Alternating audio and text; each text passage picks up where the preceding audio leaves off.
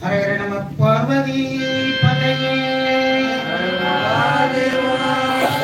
இல்லாமல்ல திரு வள்ளி என்ற தலமும் திரு கண்டலம் என்று சொல்லக்கூடிய இந்த தலத்திலே எழுந்து அருள்வாழ்த்துக் கொண்டிருக்கக்கூடிய சிவானந்தேஸ்வரர் பெருமானும் இறைவி ஆனந்த வள்ளியாகவும் இருந்து இங்கே அருள்வாளித்து வருகின்ற இந்த அருமையான தலத்திலே எல்லாம் அல்ல பெருமானுடைய பெரும் கருணையினாலே திருமுறை திருத்தல யாத்திரை அடியார்கள் புடைசூழ இந்த இரவு நேரத்திலும் கூட இறைவன் நமக்காக காத்திருந்து இங்கே இருக்கக்கூடிய அர்ச்சகருடைய உள்ளத்திலே நாங்கெல்லாம் வருகிறோம் என்பதை ஒரு குறிப்பாக அறிவித்து அவர்கள் எங்களுக்காக இந்த ஆலயத்தை திறந்து வைத்திருப்பது நாங்கெல்லாம் செய்த தவமாக கருதுகிறோம். இப்படிப்பட்ட ஒரு தலத்திலே இறைவன் திருஞான சம்பந்த பெருமான் அருளி செய்த பதிகம் மிக ஒரு அற்புதமான பதிகத்தை இன்றைய தினம் சிந்திப்பதற்கு இறைவனுடைய திருவருள் கூட்டியிருக்கிறது. இந்த தலத்தினுடைய தல மரம் அலர்ச்சி செடி என்று சொல்லுவார்கள். தீர்த்தம் நந்தி தீர்த்தம், சிவானந்த தீர்த்தம். வழிபட்டோர் சம்பந்தர், சேக்கிழார், பிருகு முனிவர் என்ற அருளாளர்கள் இங்கே வந்து வழிபட்டு இருக்கிறார்கள்.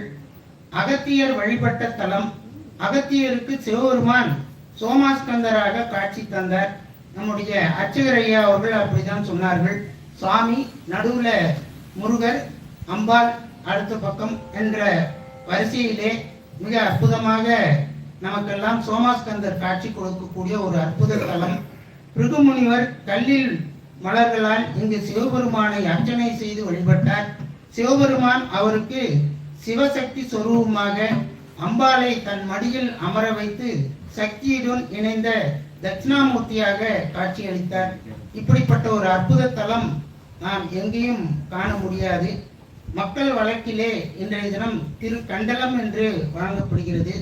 சுவாமி விமானம் தூங்கானை மாட அமைப்புடையது. மூல திருமேனி சிவலிங்கம் சதுர ஆவுடை உடையது.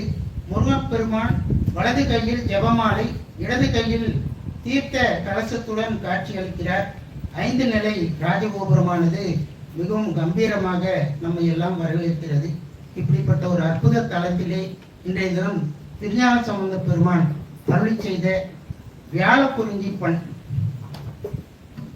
இன்றைக்கு காலையில திரு ஊரல் என்ற தலத்தில இந்த வியாழக்குறிஞ்சி பண்ணில தான் நாம பாடி துவங்கினோம். மீண்டும் இந்த தலத்திலே அதே பண்ணிலே நிறைவு செய்வதற்கு நாமெல்லாம் தவம் செய்திருக்க வேண்டும். மிக ஒரு அற்புதமான நடையிலே இருக்கக்கூடிய ஒரு பதிகம். இப்போது வியாழக்குறிஞ்சி சௌராஷ்டிரத்திலே அமைந்த பண்ணிலிருந்து நாம் இந்த பதிகத்தை விண்ணப்பம் செய்வோம்.